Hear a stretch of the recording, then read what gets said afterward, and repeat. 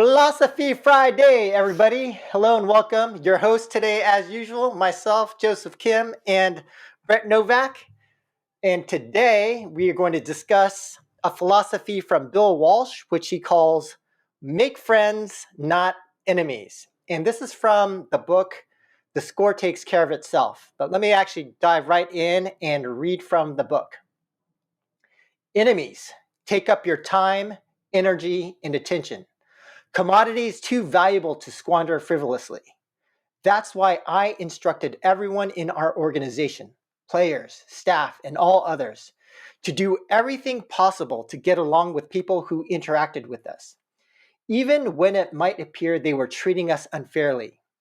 We simply couldn't afford to waste resources fighting needless fights, whether with fans, media, vendors, sponsors, other teams, or anyone else, including squabbles among ourselves.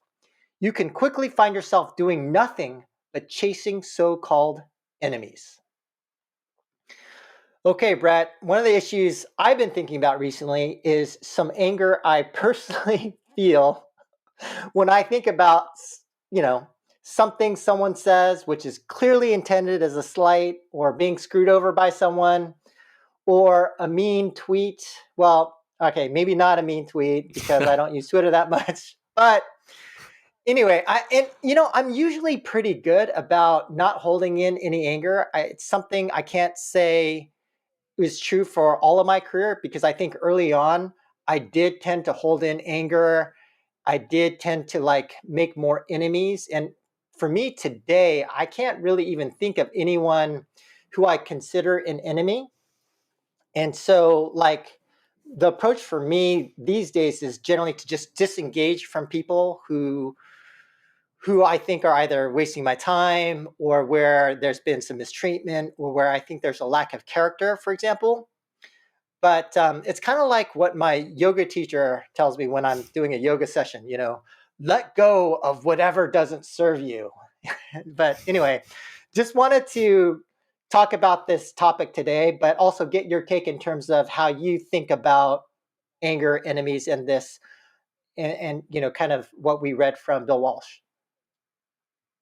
Yeah, I think it's a super interesting question. And I think I struggled with this as well, particularly when I was younger and when I was working at larger companies. I struggled with this a ton.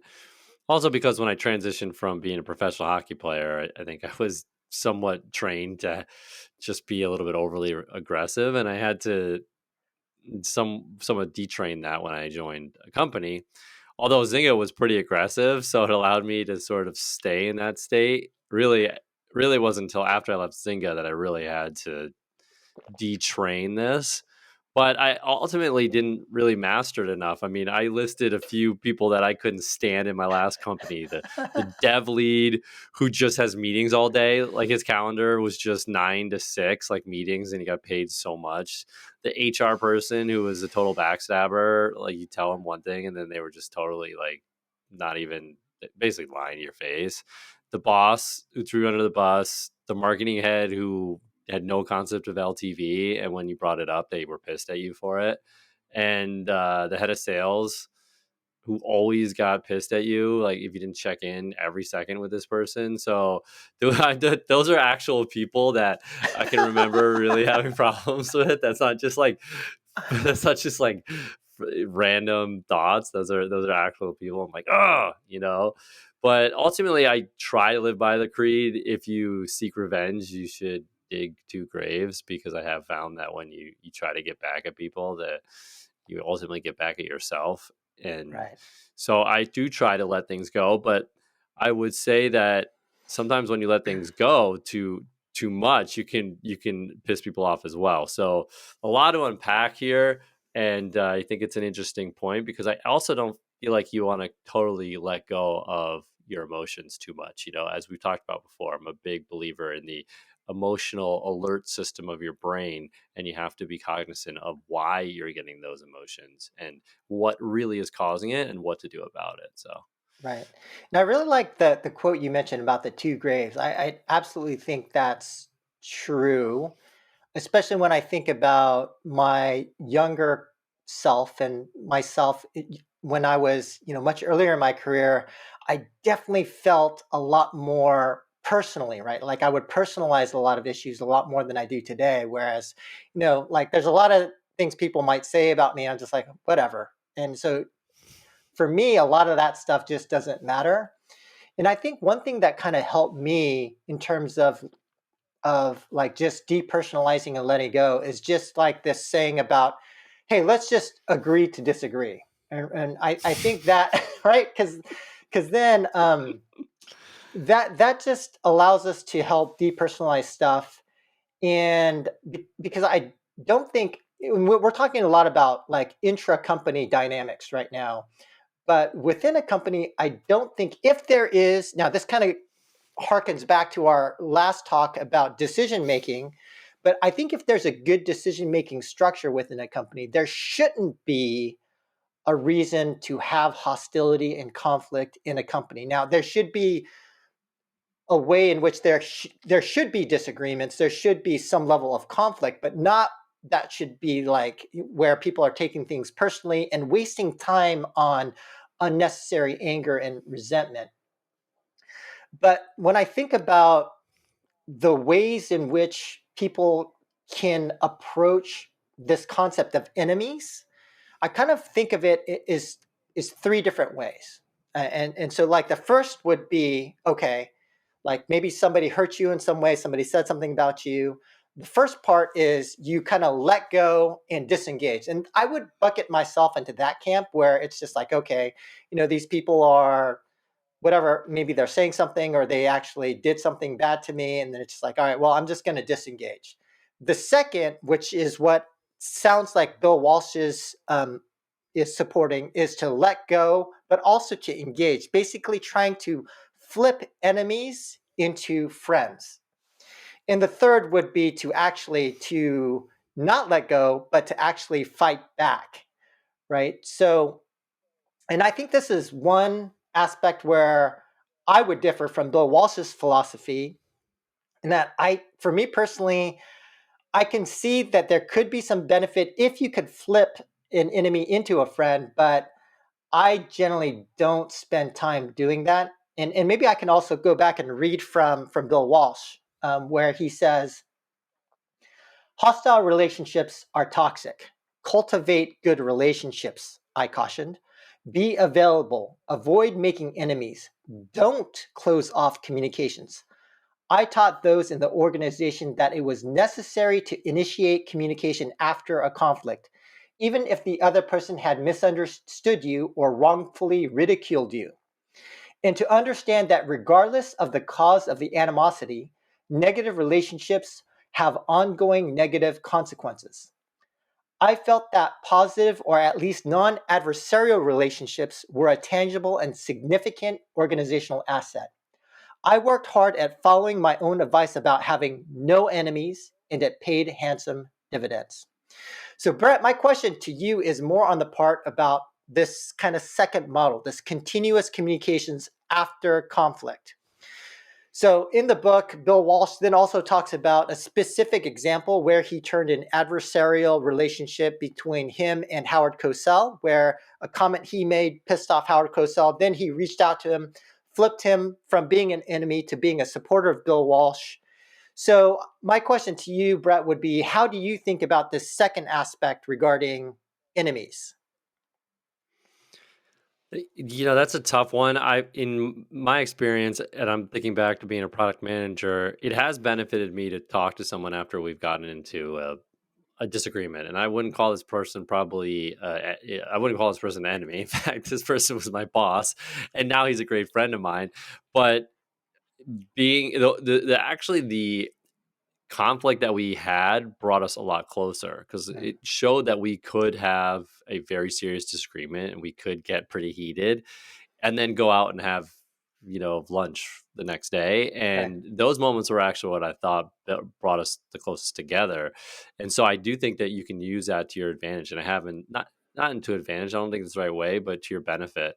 And I have done that in the past where I've basically used a moment where it was pretty intense and then been the one to bridge the gap very quickly afterwards and then fostered an even stronger relationship afterwards. In this case, it was with my boss, so it was very beneficial.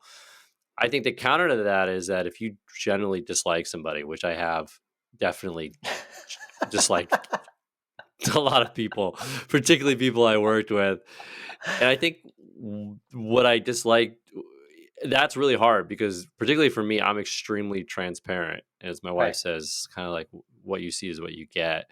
And she means that in a complimentary way. But because I'm so transparent, it's very hard for me to play the air quotes game. And I tried, man. Like I was in the last company, and it was my goal for the quarter to play the game, meaning to be political, to go meet the people I didn't like, and ultimately it backfired because I couldn't really convince them that I actually did like them because I was just ultimately just too transparent. Right. Like they could just pick up on it, right? And Yeah. ultimately then they banded together and we're like this. So I think you have to be careful about being fake about it. And I think that it's okay to avoid people, and particularly if you have the control to do it. I think when you're in a company it's a lot harder, Right. but we were just talking about this before we jump on the podcast, JK. I'm the leader of not having meetings with people to the Yeah. point where people they'll be like, what is wrong with this guy? They'll want to jump on a call or whatever. I'll be like, no, no, no. And it's not, and we'll get into this later. It's not personal.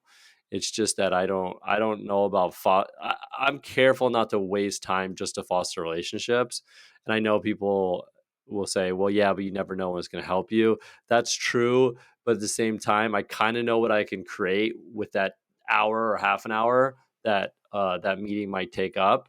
And so I err on the side very often of going with the known than this like theoretically unknown. So Yeah. And I think to your point about playing the game versus not playing the game, like for me, I've never really been good at playing the game. And I think at this point in my career, a lot of what I think about is just, man, life is so short. So I just don't, for me, it seems like such a waste of time to try and engage with enemies, to try to flip them on the off chance that something, beneficial could happen later. But I do think that to your point though, like maybe situationally you should think about in terms of the first two buckets, whether you let go and disengage or let go and then try to let go of like a slight or something bad that someone's done to you and then try to engage and flip to being a friend.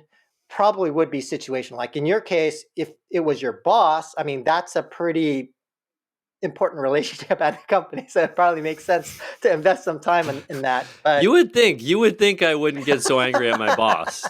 That would right. be not true. You would think that would think this is my boss. Don't get angry at him. But my boss is who I get angry at the most.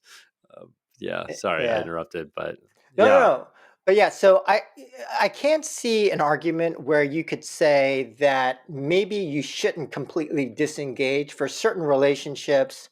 It probably does make like, situationally or strategically to think about maybe there are certain relationships you should try to use and flip, turning an enemy into a friend. Um, but then let's consider the third option, which is fighting back. I generally don't fight back. I usually just like ignore like whatever's happened. It's like it's just again because I'm more oriented on time. I'm just like fuck it, whatever. I'm moving on. I'm gonna look forward. But I do remember early in my career, I used to work at Cisco Systems, the networking and internet router company, not the food company. And the CEO of Cisco at the time was a guy by the name of John Chambers, who is actually in Silicon Valley considered to be one of the great CEOs, like one an incredible CEOs, but he actually had the opposite perspective on enemies. So I thought we could talk about this. So I distinctly remember, I still remember to this day, all hands meeting where John talked about a company that was doing something to Cisco. And he talked about, you know what?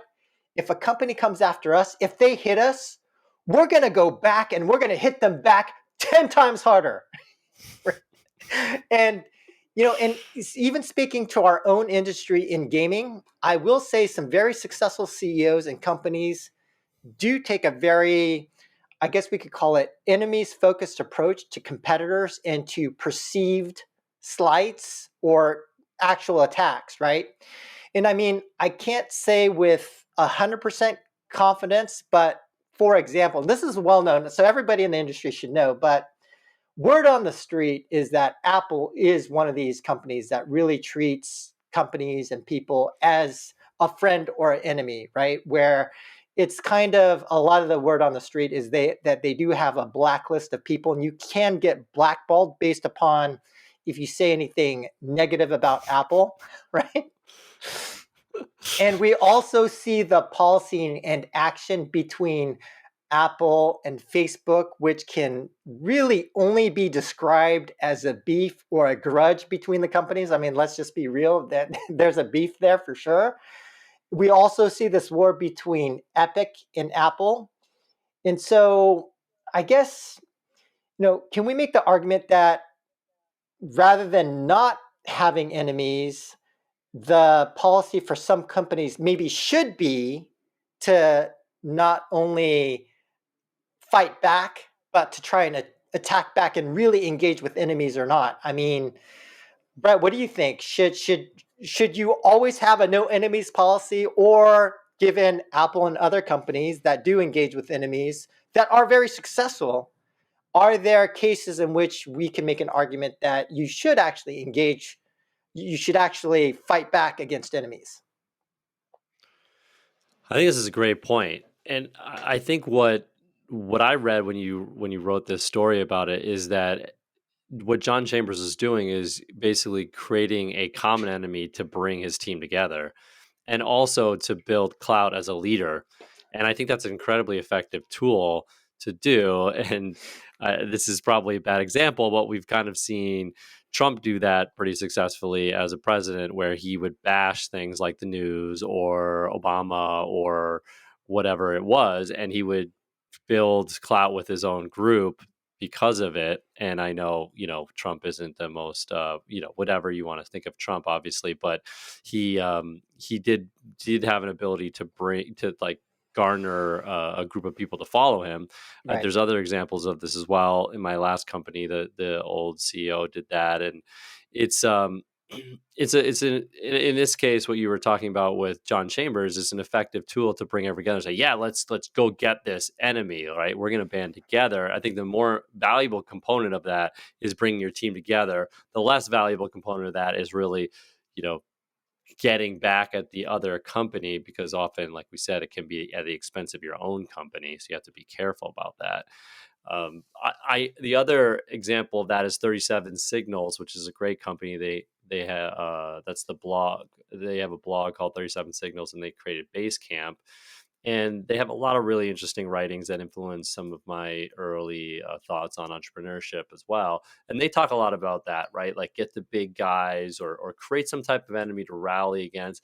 And also, I think in terms of product management, makes you have a product positioning, right? Like if, for example, Liquid and Grit, like we sort of think of like the research people who come in from like finance is somewhat of our enemy, right? Like they wear suits and they talk in fancy writing, and it's very like all their stuff is like branded really like hyper, I don't know, financy, right?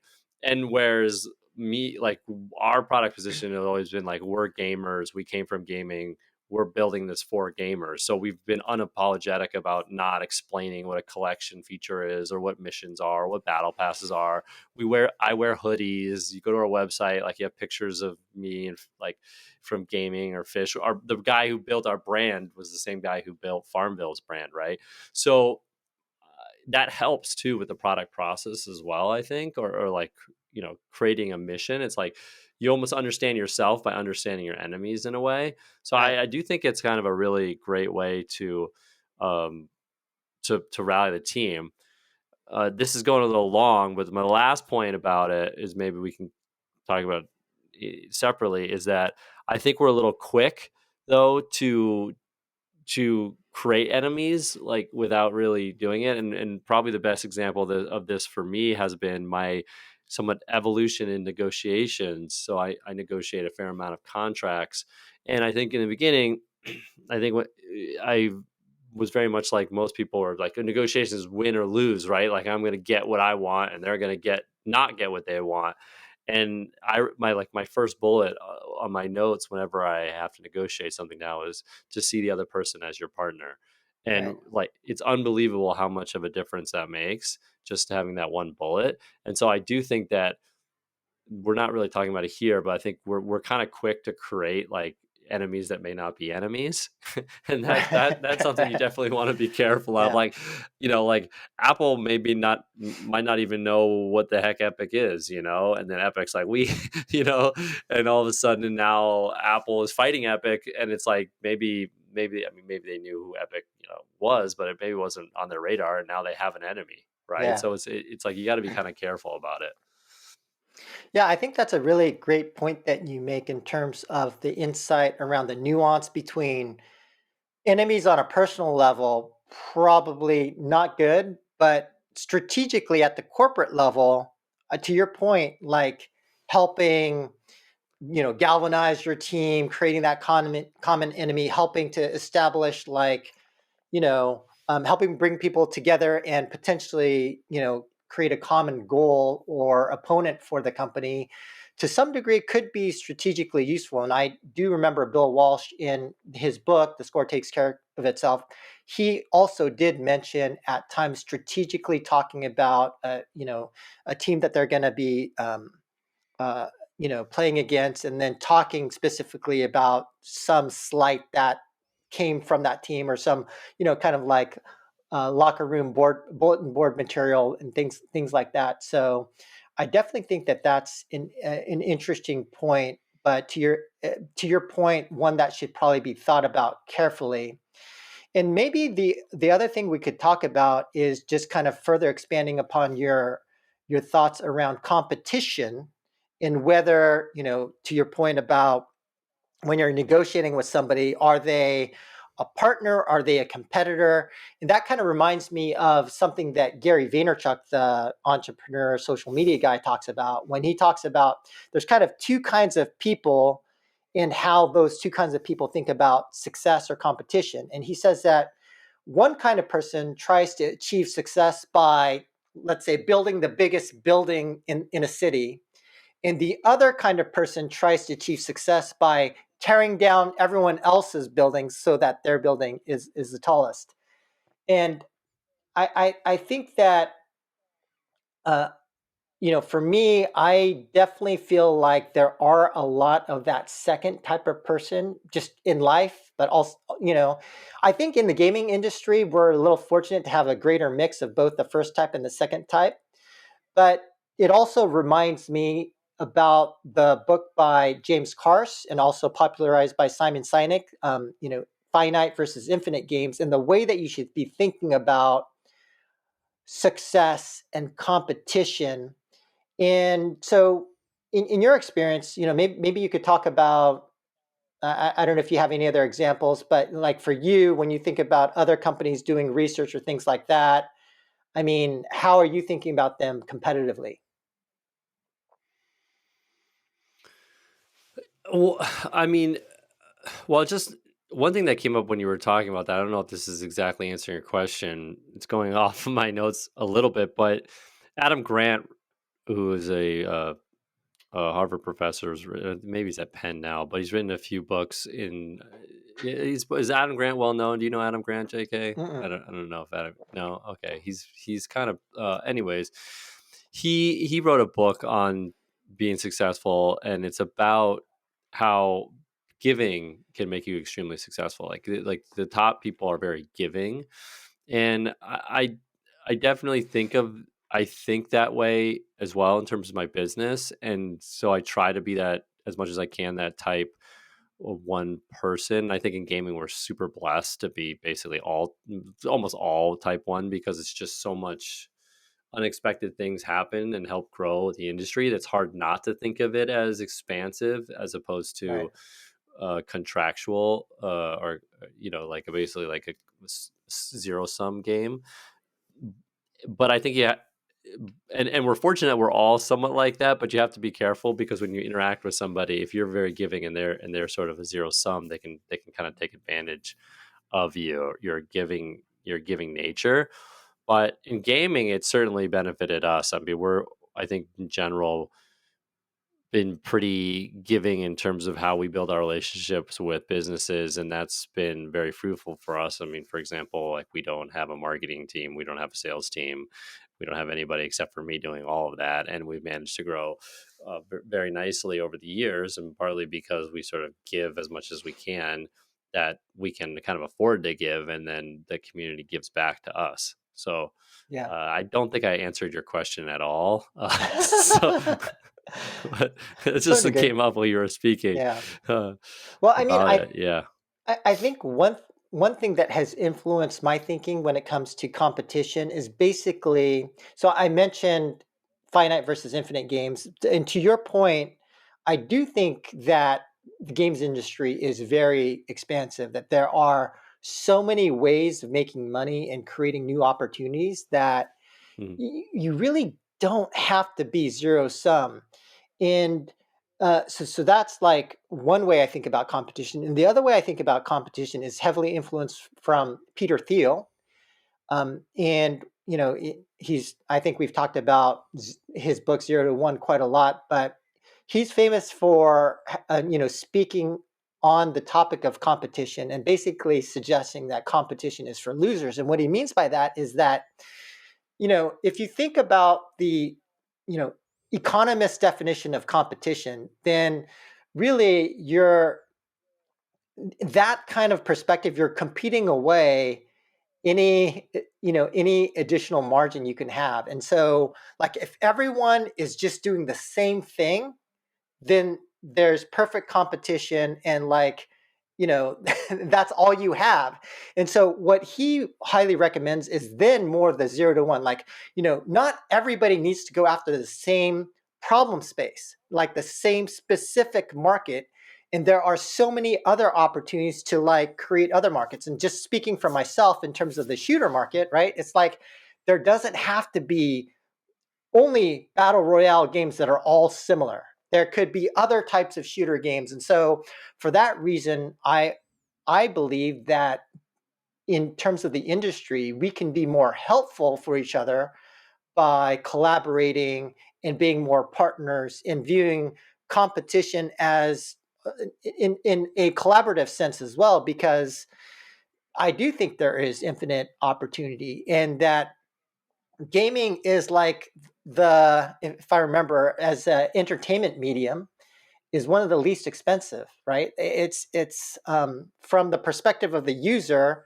like there should be many more games. Like we have so much more opportunities. So, like for example, one thing that I did recently, just like a month ago, is I arranged a shooter dinner in LA where we brought together all the shooter guys and we all just hung out at dinner together. It was so fun, and talking about shooter games and things like that. And I think there was so many lessons learned, and that kind of goes back to this notion of, I don't know if we've talked about it before, but tribes, meaning that when you look at all the great artists from, in like, I don't know, I'm not an art guy, but like the Renaissance period, people have talked about how like a lot of the great artists hung out together and shared best practices. And it's not like they were competing as artists, but they were also collaborative in terms of sharing stuff. And they all became, and so all the great artists, a lot of them came from the same cities and things like that. So I think that from that perspective, I do think that viewing competition in the right way and not creating enemies in terms of from a competitive perspective is probably better. I don't know if you have any. Yeah, I would agree with that, and I think you have to be careful about it. I go back and forth with it, but Mhm. I do think that the point that I want to highlight is this expansive mindset that you're talking about is so incredibly valuable, and I think that's been a big theme of mine in the last few years, particularly as it applies to my life and entrepreneurship. where if you really push yourself to think about alternatives to things, you can create a lot of value. And I'll get more specific with that. I think in terms of enemies, for example, one way we often create enemies is we make a huge assumption about the why the other person is taking an action, right? And I think that's, if you start thinking expansively, like, well, yeah, that's one reason why that person may have done something, right? That's one reason why JK might have said that. If you start thinking expansive, you start getting creative. Like, well, another reason might be because he was having a bad day, or something happened here, or he meant this, or he meant that. And when you start being expansive about it, it kind of deflates the situation, and it does make you really want to figure out, hey, did the person really mean this? Because well, if they did, then of course they may be an enemy, but so often it is not the case, right? Yeah. And that's just with an enemy. But I think in terms of business, I have found that the most value I've created for myself has been to spend time thinking about an alternative solution, right? For example, the way that I run my company, we've talked about this a bunch, but that's created a lot of value for me, right? I basically thought about, well, do we need to have meetings, or do we need to have in person stuff?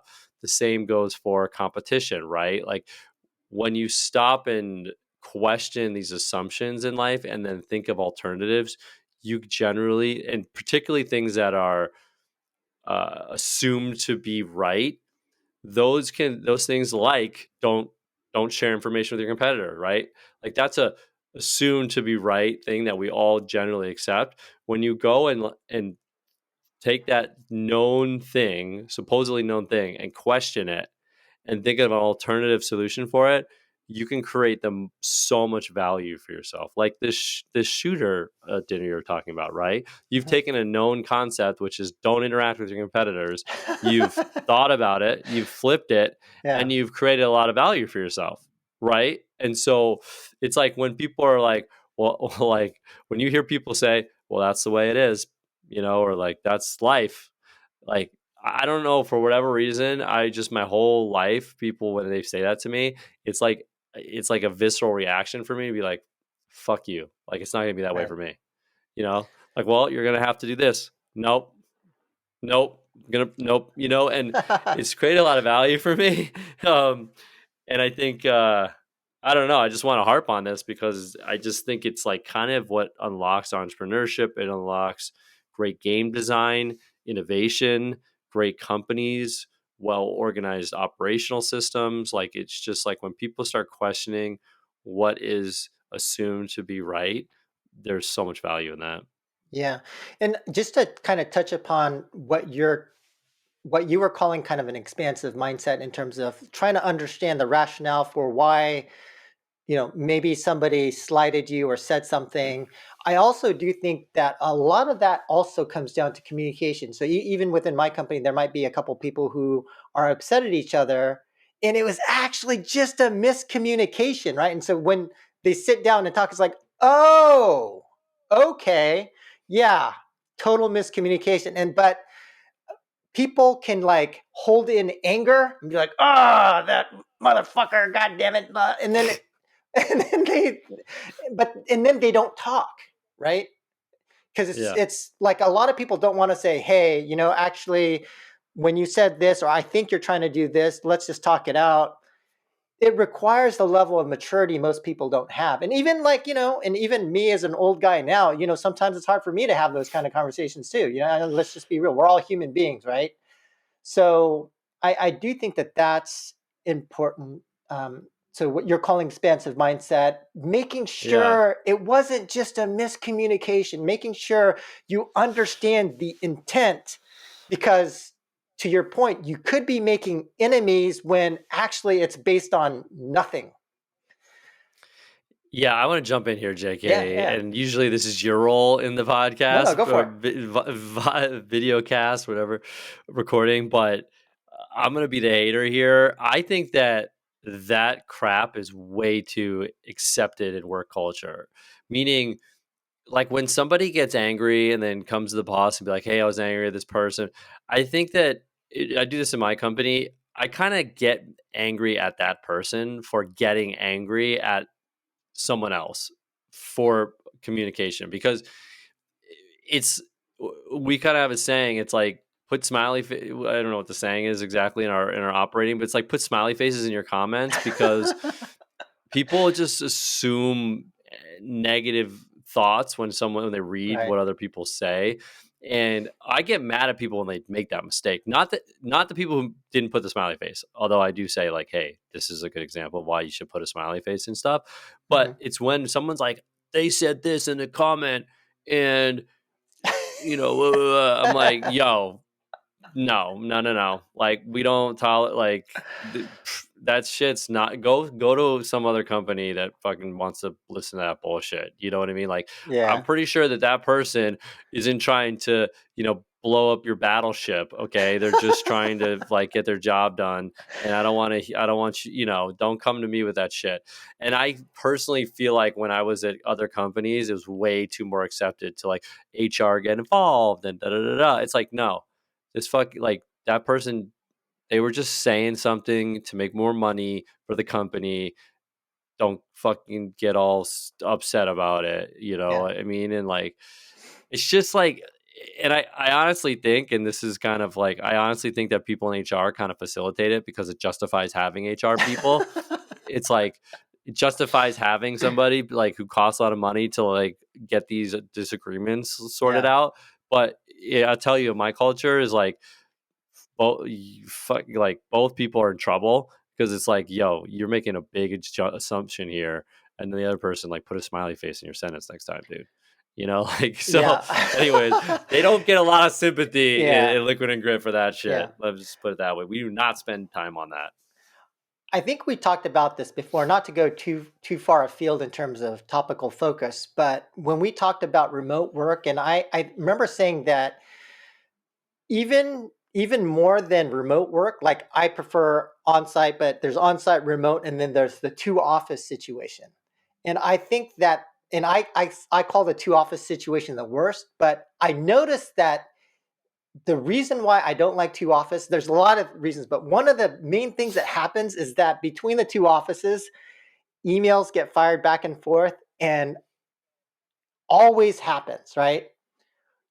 People misinterpret emails because, and you don't know those guys from the, because you're not there in person and you're not able to have the more full context. But almost every time I've noticed that when you have that two office situation, unless you're doing like what you're doing, Brett, with like the, whether it's a smiley faces or something else, inevitably some email gets misinterpreted, someone gets pissed off every single time, right? And so I do think that it would be best for people to like clear up that communication so you don't make an unnecessary enemy. And so maybe that's a point, is that if you don't clear up your communication, I do think you will be making a lot of unnecessary enemies. Yeah, but the blame is on both sides, because even the way you're Yes. saying that, you're Yeah. implying the blame is on the communicator side, and I think it's on both sides. Yeah. No, And no, I no. brought up our Agreed. Agreed. company philosophy. Number one point in our company philosophy is speak your mind, show your work, and be nice. That's the bold sentence, and then it says Liquid and Grid is a collaborative company. We all manage, edit, improve, and comment each other's works to create great products, which is one of our goals. We must have lots of iteration editors. If you see something that can be improved, comment on it. When you do, be nice. When in doubt, add a smiley face. We all know how written communication can be misconstrued. Remember, we're all trying our best. Smiley face. Okay. And it's, yeah, I mean, that's our number one bullet in our like, when you Mhm. onboard, that's number one. Got And it. so I completely agree. But I think my point is, in calling out the leaders, I think that this is just like, it's too tolerated. You know what I mean? And Right. it's Right. like, it's Right. almost as if, one thing I've learned through therapy, which I love, is like, when you really peel back the onion, it's a weird thing in life, but you kind of realize that people are doing things because they like it. And this is one example where I would say they like it. Like, people love drama. A lot of people love drama, and so it just brings up a lot of attention, something to talk about, something to complain about, whatever.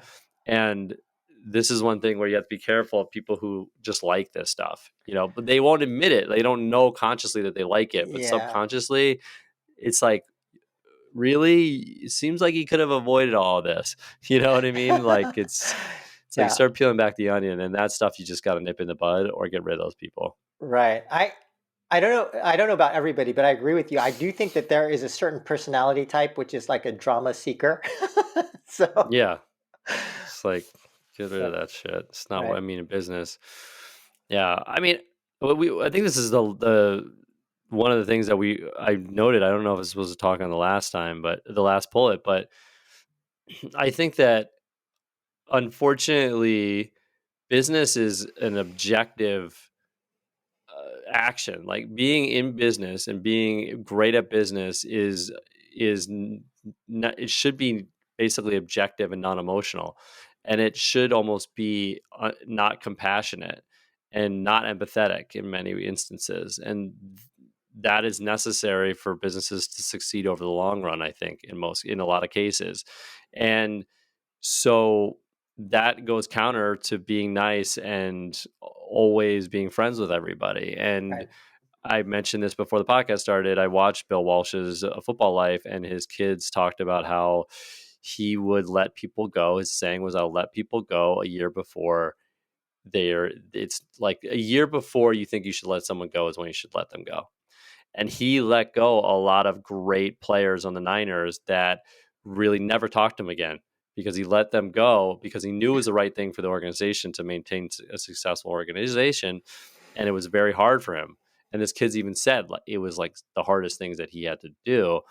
And that's where that enemy and being in business or being competitive or being a coach or whatever you're being conflict with each other. And it's not necessarily possible to be always a friend of everybody and also be Right. very successful. That's my belief. And I'm a big fan of Bill Belichick, and Bill Belichick's really like this is his way. I mean, he'll let people go that are the best in the league at certain things, right? If he thinks it's not best for the team, and Yeah. it's just or that he loves, right? Or that the team loves, and it's also difficult because it's a balance because you do create a lot of value by having this loyalty and this camaraderie and things like that for a business, but you have to kind of balance those two, Yeah. and that's how you can create enemies. Yeah, I totally agree with that. It is and maybe we can talk about this in a different podcast in the future, but that balance between, what we call it, the Jim Harbaugh philosophy of winning with character and cruelty, but then balancing the cruelty versus success versus not making enemies and things like that. But maybe the next thing for us to talk about, because as I think about my earlier career, I wanted to speak to the concept around enemies and time and focus. And this is something maybe for someone in our audience who may be a younger version of me, what I wish I would have heard is just really understanding the time and the effort and just the waste that happens when you make enemies and hating others. It just wastes so much valuable time. And just to quote Bill Walsh again in his book, he puts it this way: the reality of the situation is that regardless of the reason behind an extremely adversarial relationship, such a relationship can have negative consequences. Conversely, by minimizing the forces working against you, you do away with resultant distractions and free your mind and conserve your energy to focus on your work. And this is also uh, as a student of Stoicism as well. I know the Stoics have a very similar philosophy, which I wanted to quote as well, since we are Philosophy Friday here. But from Epictetus in from Discourses, he said, "The beautiful and good person neither fights with anyone, nor, as much as they are able, permits others to fight. This is the meaning of getting an education, learning what is your own affair and what is not. If a person carries themselves so, where is there any room for fighting?" And maybe just one more from Seneca on anger: "How much better to heal than seek revenge from injury? Vengeance wastes a lot of time and exposes you to many more injuries than the first that sparked it. Anger always outlasts hurt. Best to take the opposite course. Would anyone think it normal to return a kick to a mule or a bite to a dog?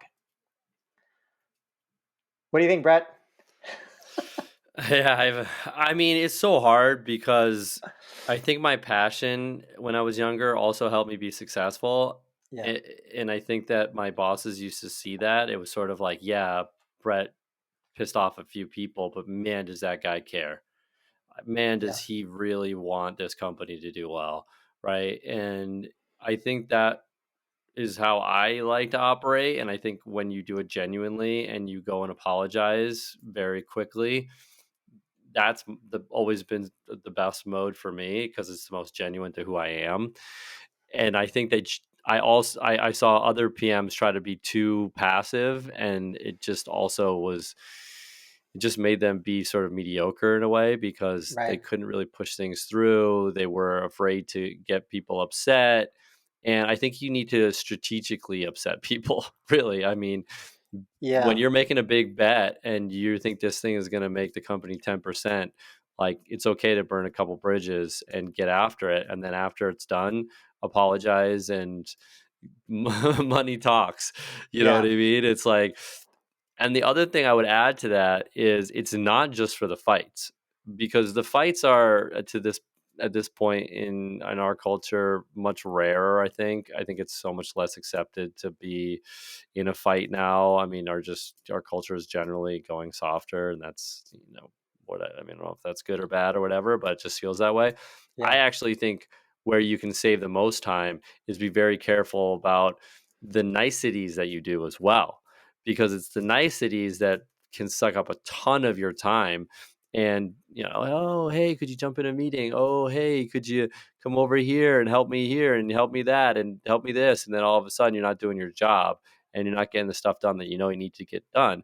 And you don't have to say no in a mean way, but I feel like there's more value to be gained by saying no to some of the niceties than there is to be like avoiding the fights, just because the fights aren't that frequent anymore. those those yeah, days are probably gone, but the nice days are here. And I see that a lot. I see that a lot, in my own household. My wife, works at a big company, and it's like she's in meetings all day long. She doesn't want to offend anybody, but then she's got all this work to do, right? So it's like, I think you got to be strategic about how many meetings you say yes to and how many things you say yes to, because you got to get your really important stuff done, right. and that's probably created more value for me in my life than avoiding fights. Yeah, and I mean, I think it goes back to when you think about, in terms of enemies, let go and disengage versus let go and try to flip to a friend. To your point, like I don't think like if it's going to mean compromising on your principles or your character or what will lead a company to success, I completely agree. You just can't do it. In that case, you either just have to disengage or hopefully, to the point I made earlier, there is a decision making structure within the company such that even if there are disagreements, there's a clear path towards moving towards a decision and moving the company forward.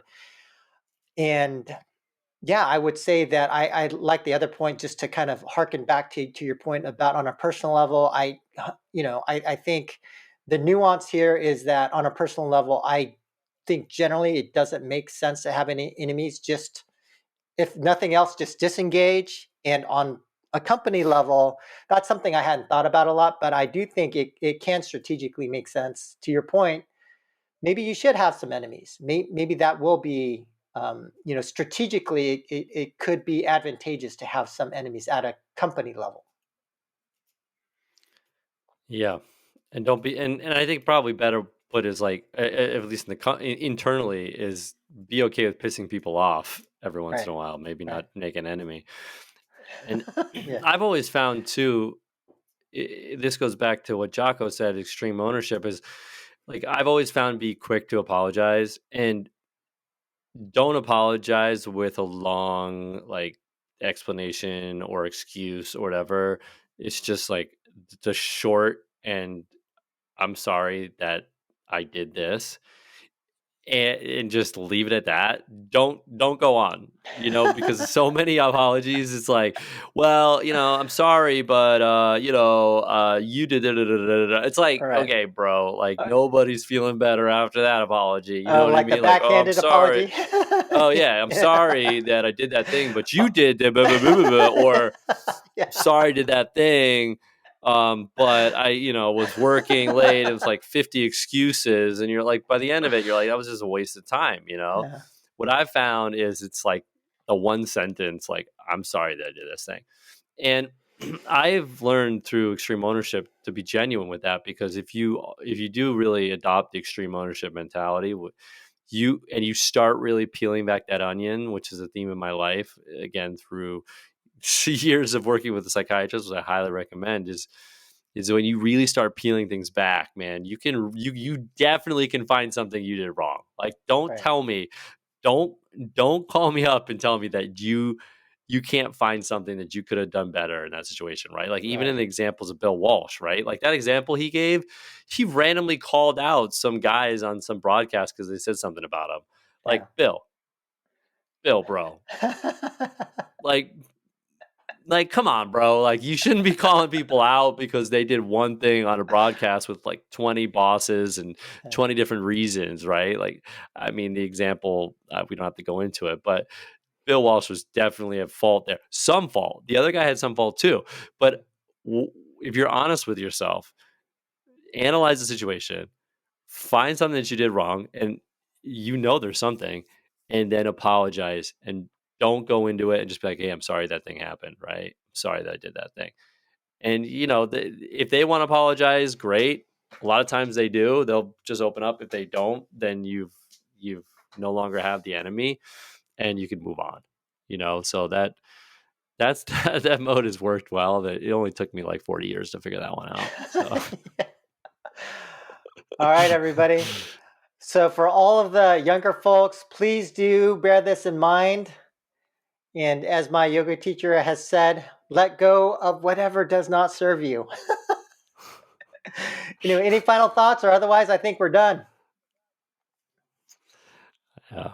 Um, the only other thing I would say is that this is not necessarily an enemy, but maybe an object that's an enemy. One thing that created a lot of value for me at Yeah. Singa and other places is like when I hated something, or maybe somebody, I would I would be like, well, if I hate that person or that thing, I bet a lot of other people do, and I would fix it. I mean, this is generally, I didn't have control over the people as much, but when I did have Yeah. control over people, I would get rid of those people. Right. And it was amazing how many people would come out of the woodwork and be like, yo, bro, thank goodness you fixed that, man. Like, I would get so much value for fixing those things. So don't like squash it. You know what I mean? Like, Yeah. make sure you understand it. Don't just like ignore your feelings. Yeah. Get to the root cause of it, and then take an action based off of that root cause, and not what's like showing on the surface, which is just this raw emotion. Right. Yeah, maybe the last point I would make, especially for like the younger folks who take things more personally and or who like, oh, this guy screwed me over or whatever, is that usually if somebody is really bad or evil or lacking character, you don't need to take revenge. Life will take revenge for for you. So like you could just relax. Don't worry about other people, what other people get, whether other people's outcomes. Just focus on yourself and just maximizing the outcome for yourself in your company. Don't worry about other people. And more often than not, yeah, I mean, there's karma in life, I believe. And even though you may not see it on the surface, there's something usually where, life is taking care of itself. So don't feel like you need to be the distributor of justice. Yeah. Find someone, the other one, the last thing is like find somebody who's your like sage. And I had someone like this at Zynga. Like, I'd be like, yo, bro, this happened, whatever. And they'd be like, no, bro. I mean, like, that doesn't sound like that's what happened. It sounds like this happened, and you shouldn't probably do that thing you were thinking about doing. And I'm like, "Ah, yeah, man, you're right. You know, if you're like me, for sure, get that sounding board. You know what I mean? Yeah. Let off your chest and then move forward. All right. Well, everybody, that's it for this week. End of Philosophy Friday, and we will catch you all next time. Bye, everybody.